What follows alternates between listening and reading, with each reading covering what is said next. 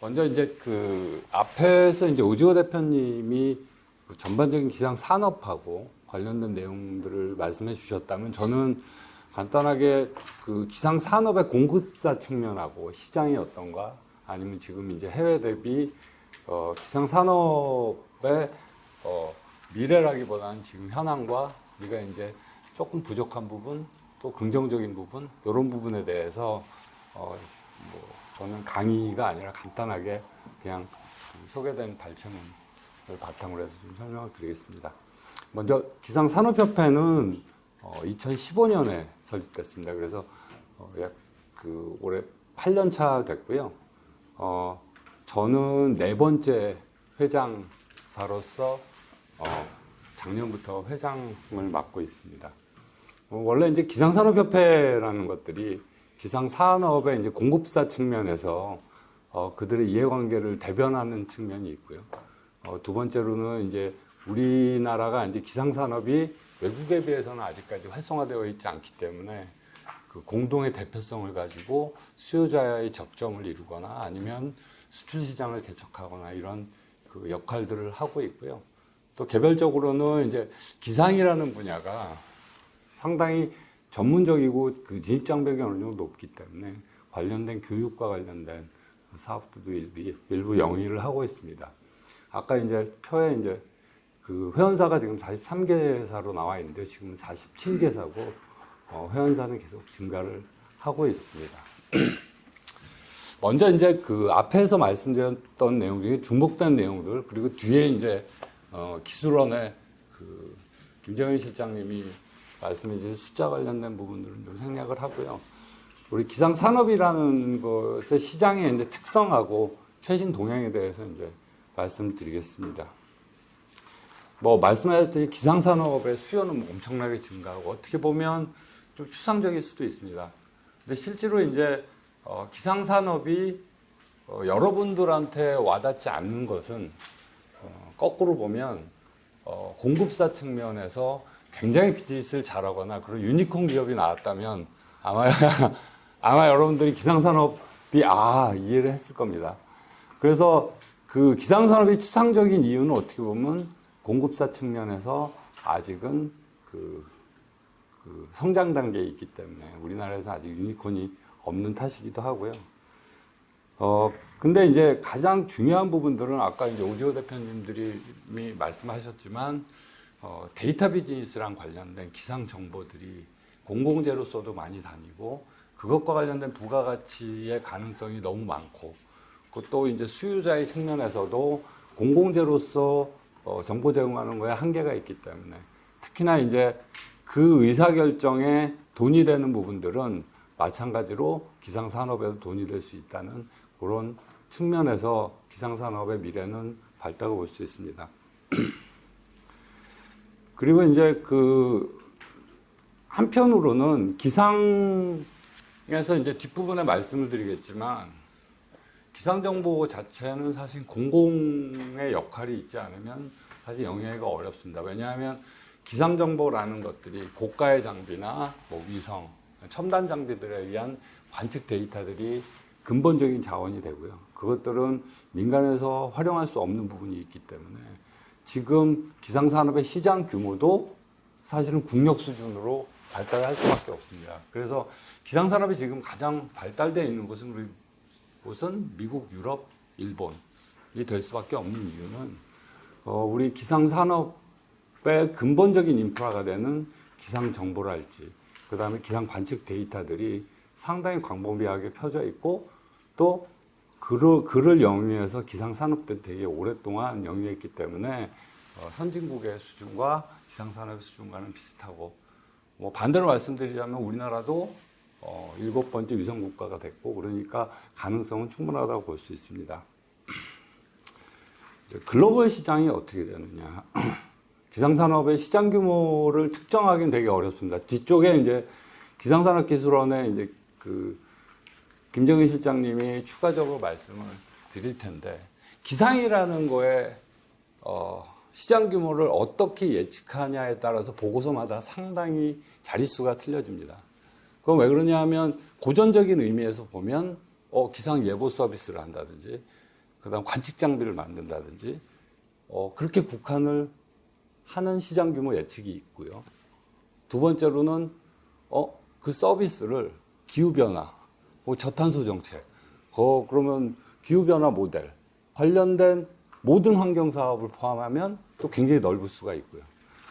그래서 아마 그 기상 산업의 글로벌 시장 규모는 대략 뭐 20조라는 것도 있고 10조라는 것도 있는데 여기 나오는 기상 산업의 글로벌 시장 규모는 고전적인 의미에서 굉장히 좁은 의미의 시장 규모입니다. 이거는 그 기상 예측 시스템과 관련된 부분을 납품하거나 아니면 기상 예보 서비스로 해서 과금을 해서 받는 돈과 그 다음에 기상 관측 장비들 판매한 금액을 한 굉장히 보수적인 의미로 잡았기 때문에 약 10조 정도로 보면 되고요.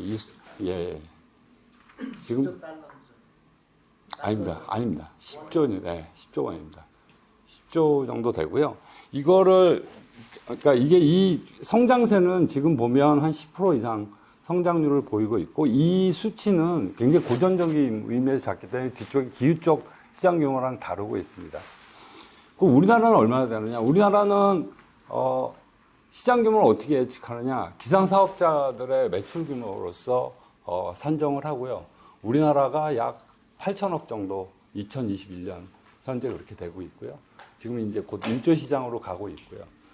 이 부분도 역시 좀 그 산정 규모에 다르기 때문에 실제로 시장 규모는 뒤쪽에 이제 그 김정인 실장님의 수치를 좀 참조하시면 또 비교가 될 거라고 생각을 합니다. 글로벌 기상 산업이 존재합니다. 여러분들 아시다시피 핸드폰에서 아큐웨더, 웨더뉴스, 지금 네이버를 보면 그 글로벌 기상 기업들 정보도 같이 수록되어 있습니다. 보면 기상청을 선택할 수도 있고요. 그 다음에 뭐 웨더뉴스를 선택할 수도 있고 이미 글로벌 기업들의 기상 정보가 우리나라 기상 서비스에도 포함되어 있습니다.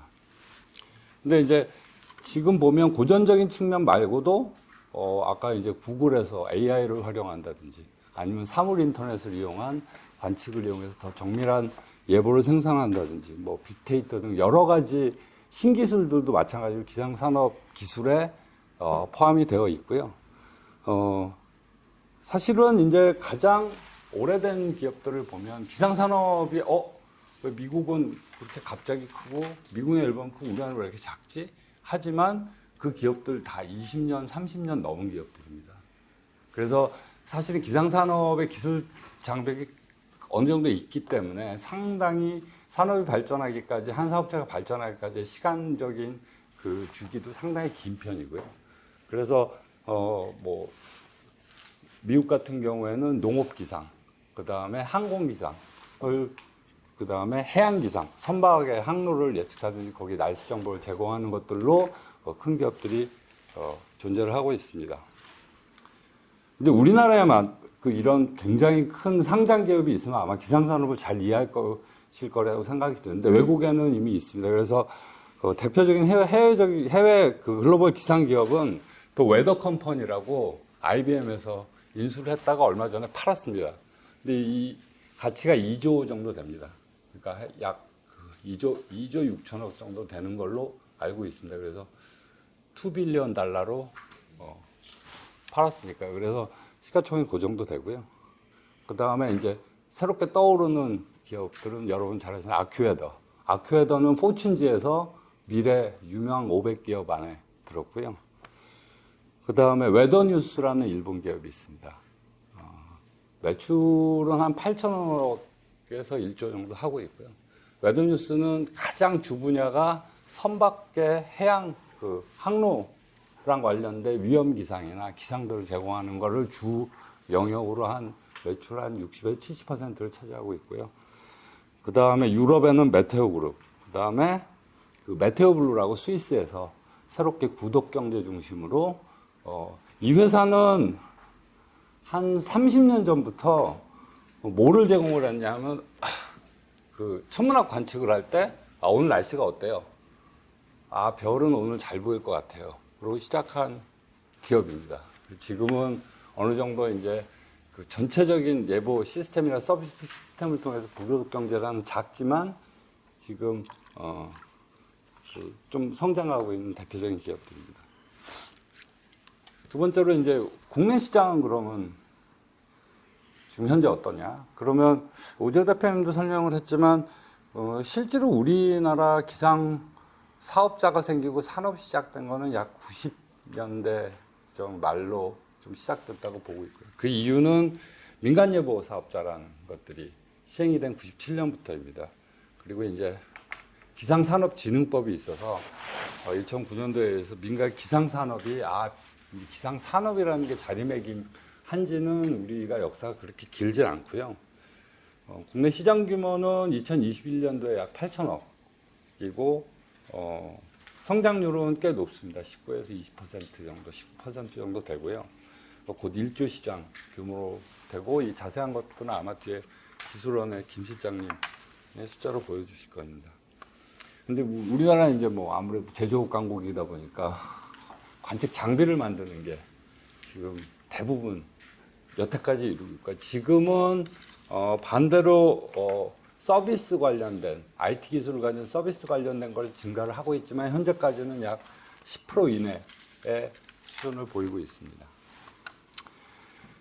아직까지 뭐 우리나라에 대형 기업이 없기 때문에 기상산업이 우리나라에 어떤 거냐라는 모르는 것도 어떻게 보면 사업자의 큰 책임일 수도 있습니다.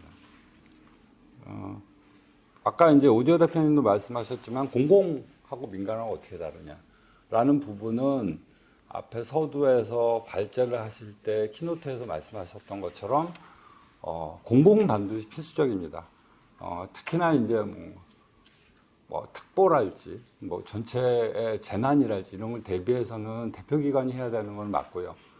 두 번째로 산업에서 하는 역할들은 기상에서 공공이 하는 역할을 인프라를 제공합니다. 그래서 다양한 기상 관측대 있다. 우리나라는 기상 위성도 있고요. 다양한 레이더도 있고 이런 관측 자료가 되는 기상 산업의 자원과 인프라를 제공을 하게 되고요. 한간에는 민간과 공공의 서비스가 이게 중복되는 거 아닌가라는 우려도 있지만 오히려 반대로 공공 서비스는 어떤 인프라 역할을 하고 그를 바탕으로 사업자가 좀 이루어야 될 역할이 있다고 생각을 합니다. 지금 이제 그 민간사 기상 사업자가 중요한 인프라를 이용하는데 아직까지는 우리나라 사업자들이 지금 이런 인프라를 활용해서 비즈니스를 만드는 데는 지금 열심히 노력 중이고요. 아직까지 그 미래 시장에 대응해서 우리나라도 좀 글로벌 경쟁력이 생길 걸로 기대를 하고 있습니다. 기상청뿐만이 아니라 해외 또 공공 서비스가 굉장히 많고요. 대표적으로는 미국 노아의 기상청이 물론 있고요. 그 다음에 EU의 ECMWF라는 공공 서비스가 있고 이거는 우리나라 지역도 역시 마찬가지로 예측을 하는 큰 규모의 공공 서비스고요. 영국의 맷오피스, 일본의 JMA처럼 국력 수준으로 기상산업이나 기상인프라도 발달을 하고 있습니다. 마지막으로 이제 제가 그 마무리를 하면서 말씀드릴 내용들은 뭐냐면 우리가 무엇을 해야 될 거냐라는 측면은 우리가 이제 저희는 그 산업계의 대표고 공급사로서 공공에 바라는 것도 있지만 지금 현재 이제 그 한국 기상산업에서 어떤 과제가 있냐를 한 몇 가지 꼽아보면 첫 번째로 저희가 가능성이 있다는 것은 우리 국가가 기상 관측이나 이런 그 인프라들은 상당히 국제적 수준에 거의 근접할 정도로 꽤 수준이 있고요. 두 번째로는 여기 나노웨더와 같이 기술적인 측면에서는 역량이 상당히 뛰어납니다. 그런데 이제 중요한 것은 저희 이제 기상산업이 발전하기 위해서는 기술 중심보다는 서비스 중심으로 좀 전환을 할 필요가 있고요. 그 얘기는 뭐냐면 지금 우리 기술이 뛰어나다 보다는 어디 가면 돈을 많이 벌 수 있다라는 면의 비즈니스적인 측면에서 좀 역량을 강화할 필요가 있고요.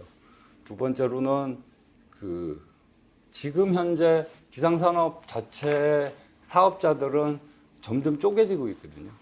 그러니까 원맨 컴퍼니도 굉장히 많고요. 대형 기업이 왔기 때문에 사실은 규모의 경제가 좀 필요한 부분도 있습니다.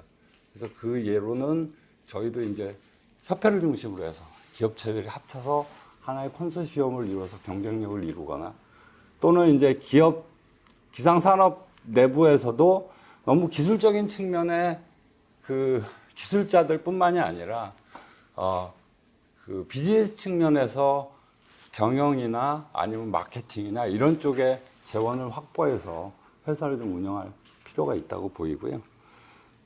그다음에 이제 그 관련해서 사실은 그 이 부분은 시간도 오래 걸리고 미래는 밝기 때문에 사실은 투자로서도 굉장히 메리트는 있지만 공급사 측면에서 노력을 해야 될 측면들은 뭐냐면 현금 창출 능력을 또는 현금 창출할 수 있는 가능성을 많이 보여줄 필요가 있고 투자사 측에서는 재무적 환경보다는 미래의 가치를 정확하게 밸류에이션 할 수 있는 그런 인식의 제고들이 좀 필요하다는 생각이 들어서 그거를 이제 투자 환경의 변화를 하나의 과제로 삼았고요. 기본적으로 기상산업계는 지금 굉장히 빠르게 변하고 있습니다. 저희 회원사가 지금 이제 웨더뉴스도 곧 저희 회원사로 가입을 할 예정이고요. 지금은 메이드 인 코리아랄지 뭐 국산 제품이랄지 보다는 글로벌 제품으로서 우리가 글로벌 제조사에 납품을 할 수 있고 같이 생태계를 마련할 수 있는 걸로 개발성을 확보해야 될 걸로 보입니다. 관련된 내용들은 여기 요약되어 있고요. 오늘 앞에서 좋은 말씀 다 하셨기 때문에 저는 이걸로 마무리하겠습니다. 감사합니다.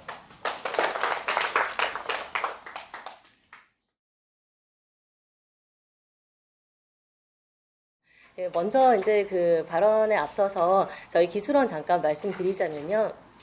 저희 그 기상산업기술원은 앞서 말씀 주신 이런 기상 정보의 어떤 활용이라든지 유통 이런 부분들을 좀 본격적으로 좀 촉진하고 사실 이와 관련된 어떤 산업들을 육성하고 발전시키기 위해서 만든 그런 기상청 산하의 공공기관입니다. 저희가 이제 2005년에 설립이 되었고요. 이제 그 이후에 이제 저희가 다양한 어떤 기업 지원을 하기 위한 센터의 운영이라든지 뭐 전문 인력을 양성하기 위한 특성화 대학원이라든지 해외 진출 ODA 사업 그리고 기상청에서 이제 그 관측하는 그런 데이터의 기상 정보 제공 그리고 관측하는 장비들의 구매 유지 보수 뭐 이런 검정 대행 이런 부분들을 담당하고 있고 또 R&D 연구 관리까지 이렇게 다 하고 있는 좀 어떻게 보면은 그 민과 관을 연결하는 그런 가교 역할을 하는 기상 산업 쪽에 좀 전문 그런 기술을 보급하는 그런 기관이다 이렇게 봐주시면 될 것 같습니다. 그래서 저희 기관에 대한 소개 잠깐 드렸고요. 일단 이제 오늘 그 기상산업의 미래라는 이 부분에 대해서 저희가 좀 최신 그 기술에 대한 부분도 좀 소개를 드리고 그리고 이 기술을 기반으로 해서 산업을 좀 발전시킬 수 있는 그런 방안을 좀 제언을 두 가지 측면에서 드리고자 합니다. 최근에 그 7월에 이제 혹시 그 극한호우 관련해서 긴급 재난 문자 받으신 그런 분들 계실지 모르겠는데요. 최근에 이렇게 그 침수도 있고 산사태도 있고 굉장히 재해들이 많이 발생할 만큼 이렇게 극한호우라는 단어를 쓸 만큼의 그런 이상 기후 현상들이 굉장히 많이 생기고 있거든요. 그래서 이런 부분들은 그 국내뿐만이 아니라 사실 해외에서도 뭐 모로코, 튀르키예 지진부터 뭐 리비아 홍수까지 굉장히 이렇게 많이 좀 기후 변화로 인한 현상들이 급격하게 재난 재해로 다가오고 있고 어떻게 보면은 이런 그 이상기후 발생이 보면 사회 경제적인 그런 피해로 그대로 반영되고 있는 거라고 볼 수가 있습니다. 그래서 최근에 그 글로벌 리스크 보고서 금년도에 나온 그 보고서를 보면은요 거기에서 그 인류가 직면한 그런 그 10대 그런 그 리스크를 보고서에서 말을 하고 있습니다. 거기를 보면 인류를 위협할 가장 큰 위험으로 몇 가지를 꼽고 있는데 1위가 기후변화 적응 실패 그리고 두 번째가 기후변화 완화 실패 완화 실패와 적응 실패 그리고 자연재해와 이상기후입니다. 그래서 이 10가지 중에 어떻게 보면은 1위, 2위, 3위가 다 기후에 대한 그런 얘기들을 하고 있는 거라고 볼 수가 있습니다.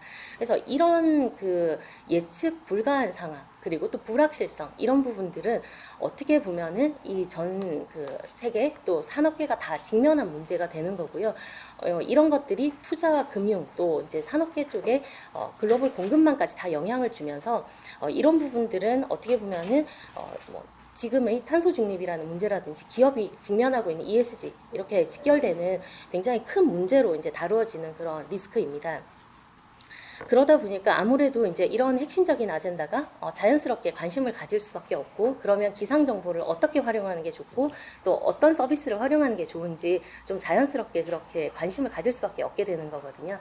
그래서 이런 측면에서 그 앞서 발제와 토론에서도 이렇게 좀 말씀을 해주셨는데, 기상 정보나 서비스는 사실 공공재적인 측면이 지금은 강해 왔습니다. 그러다 보니까 아무래도 일상생활이라든지 기상에 민감한 그런 제품의 생산 또는 수요 예측 이런 부분에 있어서만큼 이제 의사결정 부분에 있어서 굉장히 중요한 역할들을 해오기는 했으나, 그러면 과연 이제 이런 정보들이 기상이 산업으로 돈을 연결되는 이 부분까지 생각하기에는 조금 한계가 있었던 것도 사실이거든요.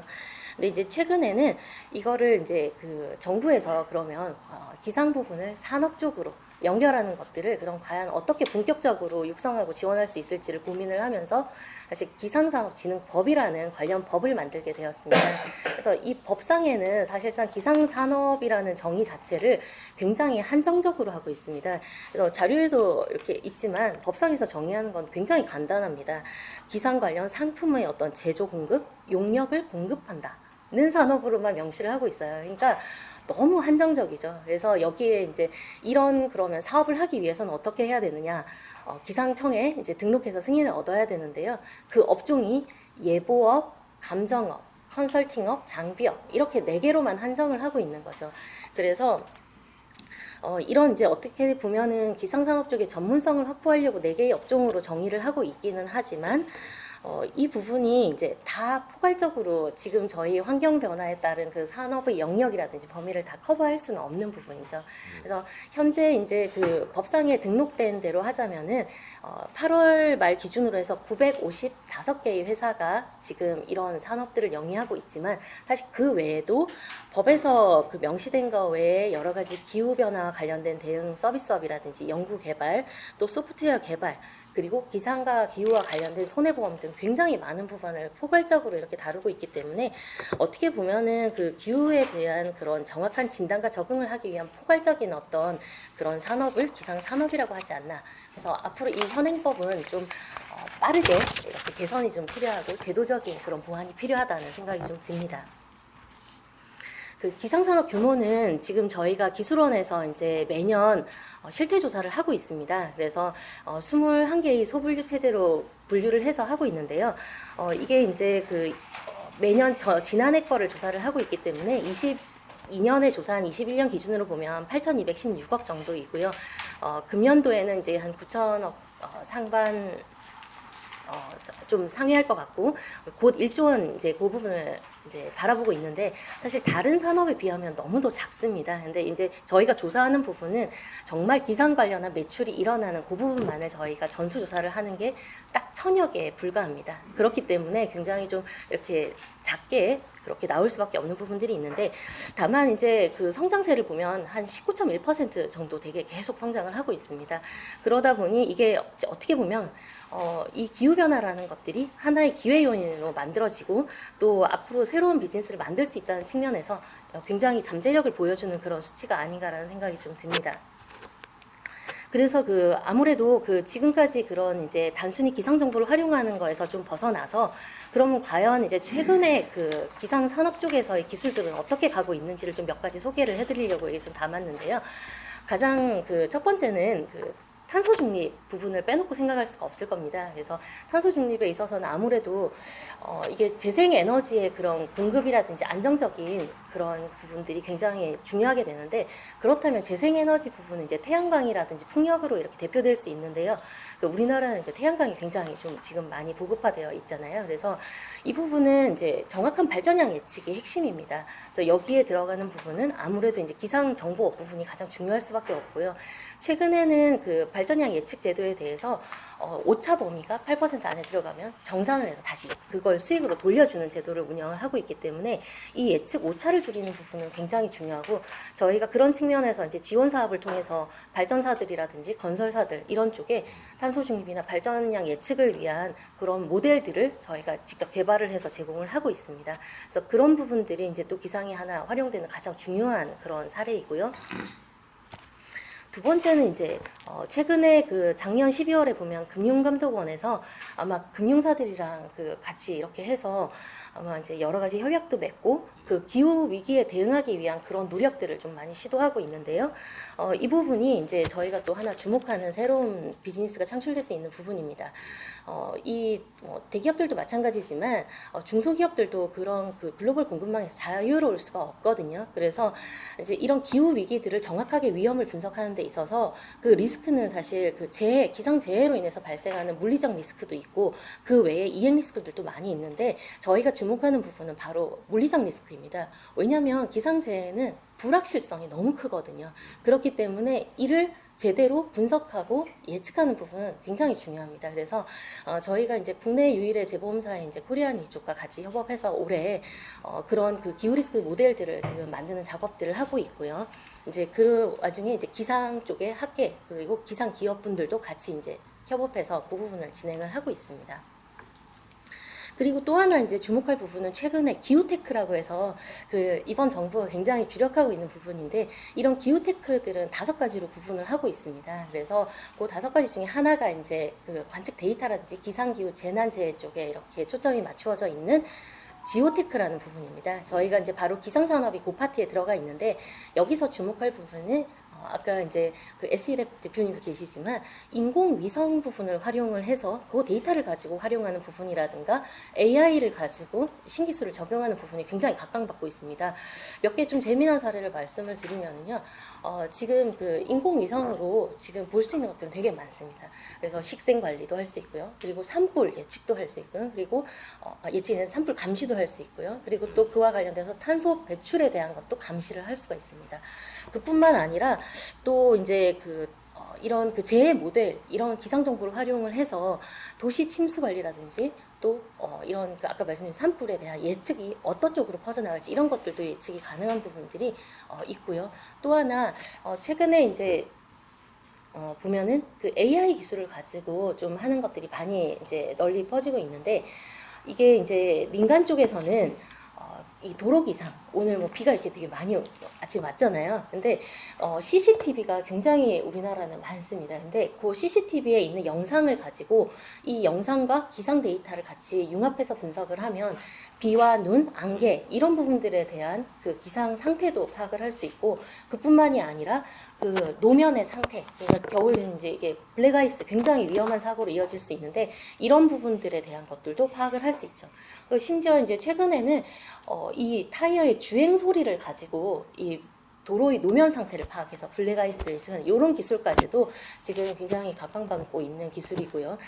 그뿐만 아니라 이 민간에서도 그렇지만 이제 기상청에서도 이 카이스트 쪽과 인공지능에 대해서 이 기술을 활용을 해서 기상 예측 분야에 대한 그 적용을 27년을 목표로 해서 이제 그 부분을 개발을 하고 있는 것들도 시작을 하고 있어서 지금 이제 민가관이 이런 AI 적용에 대한 부분은 대용량 데이터를 처리하는 부분에 있어서 굉장히 중요하게 이렇게 다뤄지는 그런 기술 중에 하나라고 볼 수 있습니다. 또 이제 그 굉장히 저희도 상상화 그리고 과학 상상화 그리고 하다 보면 하늘을 나는 자동차 이거 되게 많이 이제 과거에 상상해 왔던 부분인데요.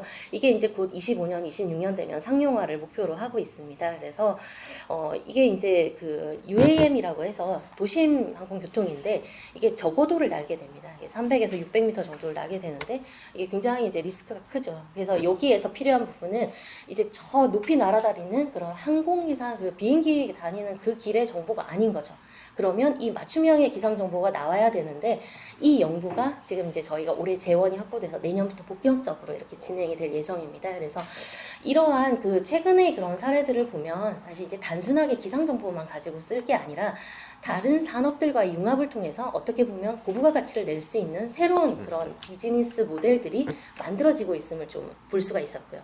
특히 그 외에도 이제 저희가 과거에는 저희 이제 기상 부분에 대해서도 지금은 천리안 위성 또 뭐 이런 슈퍼컴퓨터 보유국인 굉장히 선진국이 됐지만 과거에는 원조를 받았습니다. 그래서 그게 굉장히 단시간에 비약적으로 발전했기 때문에 이런 것들이 동남아시아 같은 개도국에서는 굉장히 이제 우수한 사례로 보여지고 있고 저희가 그런 측면에서 14년부터 베트남, 라오스, 미얀마 이 등등 굉장히 많은 나라의 그런 재난재해 정보라든지 그 태풍 감시 시스템 이런 것들을 ODA 사업을 통해서 나가고 있고 이제 최근에는 민간 기상 기술과 그 기상청의 그런 기술들을 좀 복합적으로 수출할 수 있는 그런 방안들을 지금 고민을 하고 있는 그런 상태입니다. 그래서 그런 여러 가지 이제 좀 발전들이 있어 와서 고무적이기는 한데요. 여기에서 이제 한 가지 좀 주목할 부분은 그 제언드리고 싶은 부분과 연계해서 두 가지입니다. 한 가지는 이제 이런 기술의 발전에도 불구하고 선진국과는 달리 우리 국내는 이 특허 출원 비중을 가지고 분석을 해보면 명확하게 그 특성이 좀 단적으로 나타납니다. 그래서 저희가 전문 특허법인 통해서 한 과거 20년간 그런 출원 데이터들을 좀 분석을 해보았습니다. 며칠 전에 해봤는데요. 그래서 세미나를 가지면서 그 결과들을 좀 공유를 해봤더니 좀 흥미로운 결과들이 나왔습니다. 뭐냐면은 이게 이제 그 해당되는 기상기후로 검색을 해서 그 출원되는 걸 보니 전체적으로 이제 자료 보시면 있겠지만 한 6만여 건 정도가 나옵니다. 근데 그 중에서 가장 1위가 이제 중국입니다. 중국은 기상기후뿐만이 아니라 이제 전 세계 그 모든 출원에 있어서 전 세계 출연량의 한 절반 정도를 차지하고 있죠. 그래서 최근에 그는 더 심하게 이제 많이 늘어나고 있고요. 근데 그 중에서도 그게 이제 기상기후 부분도 다르지 않았다는 거죠. 오히려 기상기후 부분은 73%에 달했습니다. 근데 여기에서 이제 저희가 주요국들과 좀 비교를 해보면 이게 이제 미국, 유럽, 일본 그리고 중국, 우리나라 이렇게 이제 좀 단적으로 비교를 해보면 그 미국 같은 경우는 뭐 허니웰이라는 다국적 기업, 그리고 유럽은 보쉬, 일본은 도시바라든지 미쓰비시 이런 데가 탑을 달리고 있는 거예요. 기상기후 관련해서. 저희가 전혀 관련이 없어 보이는 그런 기업들이 왜 많으냐 보니까 항공, 우주기상, 방위산업, 레이더 이런 부분들이 지금 그쪽에서 다루고 있는 부분에서 기상기후가 저희가 눈에 보이지 않지만 다 곳곳에서 기술로서 작용을 하고 있고 그게 이제 특허로 출원이 되는 거죠.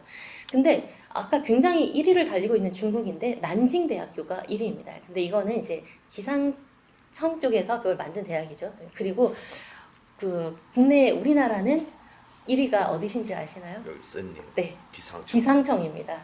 기상청이 1위의 출원을 내고 있어요. 물론 이제 이 안에는 사실 이제 기상청에서 지원하는 그런 다양한 그런 연구 사업들도 있고 하기 때문에 기업들이 뭐 일부 포함이 되어 있기는 하지만 일단은 기상청이 가진 출원이 제일 많습니다. 그럼 단적으로 이렇게 봤을 때 유럽과 일본, 미국 그리고 이 중국과 한국의 차이가 아주 극단적으로 보입니다. 그래서 거기에서 의미하는 바는 뭐냐면 기상기후와 관련돼서 단독으로는 국내에서는 정말 사업하기가 힘들구나. 그래서 이게 비즈니스 모델로 연결되기가 쉽지가 않구나. 그래서 이 부분에 이제 그 해외 사례라든지 이런 기술 특허 사례를 보자면 여기 이제 시사점은 하나인 것 같습니다. 저희가 타 분야와의 결합을 통해서 새로운 가치를 만들어낼 수 있는 그런 산업으로 갈 수밖에 없는 구조이고 지금 최근의 기후변화의 그런 트렌드에 발맞추어서 지금 나오는 그런 아까 최신 기술들을 소개해드렸듯이 앞으로의 방향은 이제 그렇게 갈 수밖에 없는 거죠. 그래서 이제 이런 게 있고 또 하나는 이제 최근에 이 탄노기 쪽에서 투자를 이제 뭐 1조 원의 그 연구개발 투자도 할 예정이고 또 145조 정도의 투자, 민간 투자도 또 이렇게 조성을 한다고 하는데요. 이런 걸 볼 때 이제 굉장히 기후 분야에 대해서 많은 투자를 한다는 거는 그 분명한 사실이고 정부에서 육성 의지를 가지고 있다는 거 분명합니다. 그런데 이제 이게 아무래도 기상 부분에 대해서는 그 임팩트 벤처 캐피탈 쪽에서도 얘기를 하듯이 이제 기후 투자라는 부분이 아무래도 단독이 아니라 전후방 그런 산업과 연계돼서 이게 이제 나와야 되는 완성되는 기술 또 공공재적이고 인프라적인 그런 특성을 강하게 가지고 있기 때문에 어떻게 보면은 그 전후방 산업과 연결이 되어서 가치가 나와야만 그게 이제 좀 성장이 될 수 있는 전략이 필요하고 또 어떻게 보면 장기적인 관점에서 또 이런 임팩트 투자라든지 정부의 그 정책 자금 이런 것들이 바로 그걸 견인을 해주지 않으면 좀 어려운 구조에 있는 그런 이제 인내 자금이 좀 필요한 그런 파트라고 좀 얘기를 하고 있거든요. 그래서 기상 산업이 그런 것 같습니다. 지금 이제 그 최근에는 스타트업들이 아까 그런 기술들로 인해서 이제 투자받는 사례들이 이제 조금씩 생겨나고 있고 많은 관심들을 가지고 있고 이제 곳곳의 산업에서 찾아주고 있는 부분들이 많이 급증하고 있습니다. 그래서 일단 그 기상 기술 측면에 있어서도 조금 더 사업을 다각화할 수 있는 그런 기술들을 만들어낼 수 있도록 저희가 이제 물론 민간과 협력해서 지원하는 부분도 다각화할 수 있도록 할 것이고요. 그리고 저희뿐만이 아니라 또 산업계라든지 투자하시는 관점에 있어서도 저희의 미래 그 잠재 가능성 그리고 성장 가능성을 보시고 많은 관심과 이제 이런 자금들이 유입될 수 있는 그런 환경을 조성해 주시는데 좀 도움을 주시면 좋겠습니다.